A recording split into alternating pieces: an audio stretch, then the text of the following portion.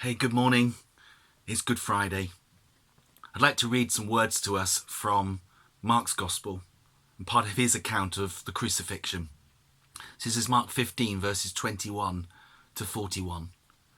And maybe there'll be a word or a phrase or a verse that particularly stands out to you.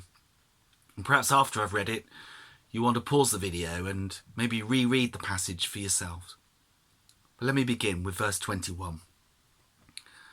A certain man from Cyrene, Simon, the father of Alexander and Rufus, was passing by on his way in from the country, and they forced him to carry the cross. They brought Jesus to the place called Golgotha, which means the place of the skull. Then they offered him wine mixed with myrrh, but he did not take it. And they crucified him. Dividing up his clothes, they cast lots to see what each would get. It was the third hour when they crucified him. The written notice of the charge against him read, "The King of the Jews." They crucified two robbers with him, one on his right and one on his left. Those who passed by hurled insults at him, shaking their heads and saying, "So, you are going to destroy the temple and build it in 3 days. Come down from the cross and save yourself." In the same way, the chief priests and the teachers of the law mocked him among themselves. "He saved others," they said, "but he can't save himself.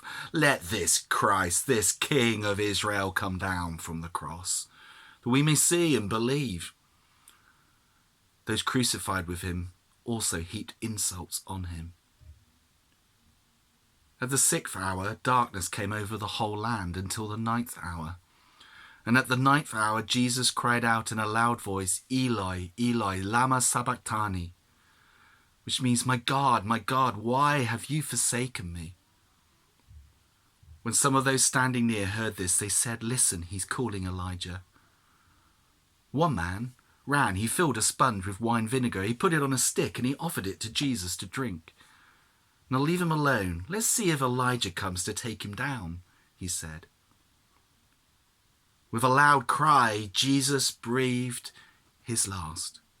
The curtain of the temple was torn in two, from top to bottom. And when the centurion who stood there in front of Jesus heard his cry and saw how he had died, he said, "Surely this man was the Son of God." Some women were watching from a distance.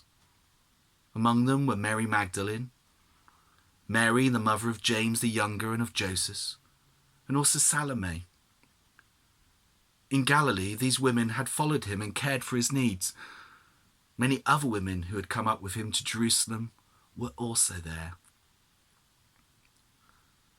What struck you from this passage? As I say, maybe you want to pause the video and reflect on these words more, just in some time of stillness. There's all kinds of things that strike me from the passage. It's actually taken me 2 or 3 attempts to do this actual recording. I kept stumbling over my words. So I've read this passage quite a few times now. It struck me afresh, in a way, how abandoned and how seemingly defeated Jesus was. That even the last garments he had, the soldiers were basically playing dice for, casting lots for. That yes, he was declared to be a king, but kind of almost in a mockery, and some people even jeering that to him. If he is the Christ, the King of Israel, let him come down and we'll believe. I wonder how painful that was also to hear, as he hung there on the cross for humanity. Yes, he was the King of Israel, the King of all mankind. And actually, in some ways, he could have come down, but he chose not to. Towards the end of this passage that I read, it says, with a loud cry, Jesus breathed his last. In one of the other accounts, we hear that he declared, "It is finished." And then he commends his spirit into the hands of God the Father. But in Mark's account, the same moment as this loud cry goes out and Jesus breathes his last, the curtain of the temple is torn in two from top to bottom. This curtain was huge, and it separated the Holy of Holies, the innermost part of the temple, from the holy place. And the Holy of Holies was where the ark was, and it would be where the high priest once a year on behalf of the nation would go to offer sacrifice, to offer atonement for the people, or seek atonement for the people. In the sacrifice that was being made, the wrongdoings of the nation were being covered. And a high priest to go into such a place would go through a great ceremony of ritual purification, and probably went with quite some trepidation into this Holy of Holies.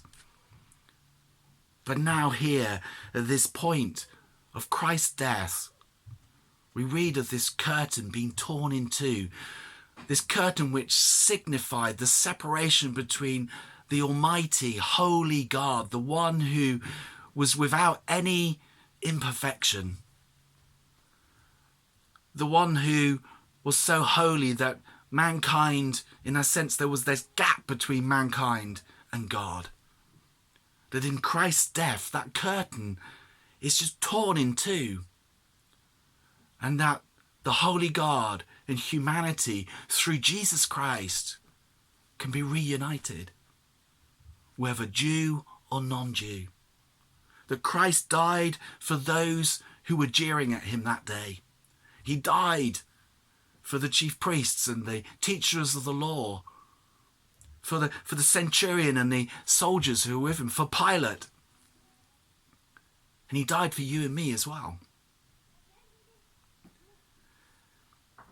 Maybe it seems weird it's called Good Friday, because we remember a death. But the cross is central to our faith.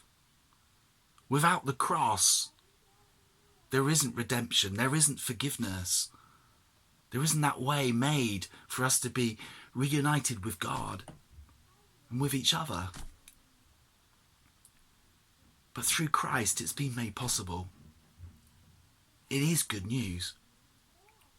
But I'd encourage us all this day not to just go, oh, I don't like the Good Friday bit. I'm not really into the crucifixion stuff. I just want Easter Day.